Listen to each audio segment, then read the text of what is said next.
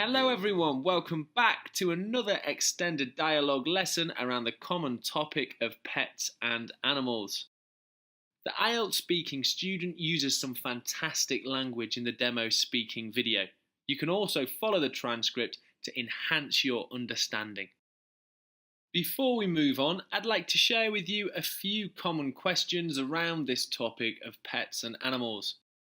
It would be a great idea to practice these with your language exchange partner or your teacher.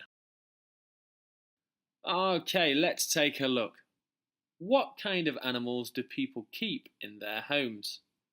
Did you have any pets when you were a child? And the last one, describe an animal that is very common in your country.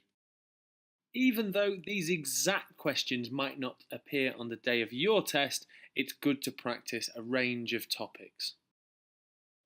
Here is the question that was answered by the IELTS speaking student. Describe a pet or an animal that you like. This might seem a bit strange to some people, but my favorite animals are rodents.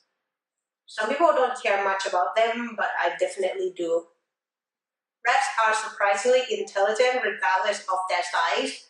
They are trainable just like dogs. Isn't that incredible? Apart from being smart, rats are very sweet animals. They are social creatures too, so they love living together as a big family and can be very depressed if they live alone. I think that's kind of cute. I first saw them in the movies and then at some pet stores while living in the US.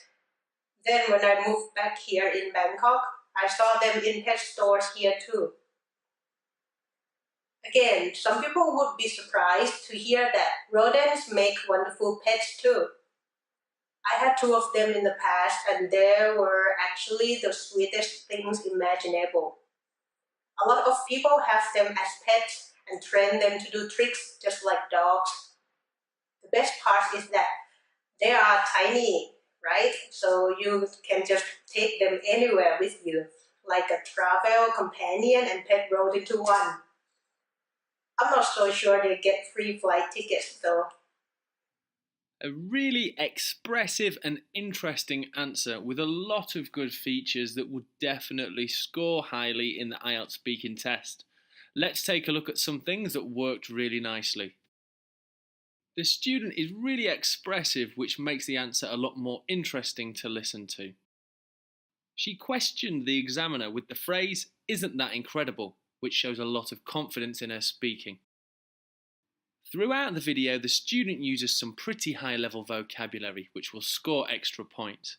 And lastly, towards the end of the video, the student uses humour to end her speaking part, again showing brilliant confidence in her speaking skills. If I were to focus the student on one real skill to look to improve her score, it would simply be her pronunciation and intonation. When she was speaking, words such as unimaginable were not clearly pronounced, so that's definitely something that she could practice to improve her score. I hope that you found this video really useful, and I know that you can use all the different skills to produce speaking parts just like this. Best of luck in the next lessons and see you soon.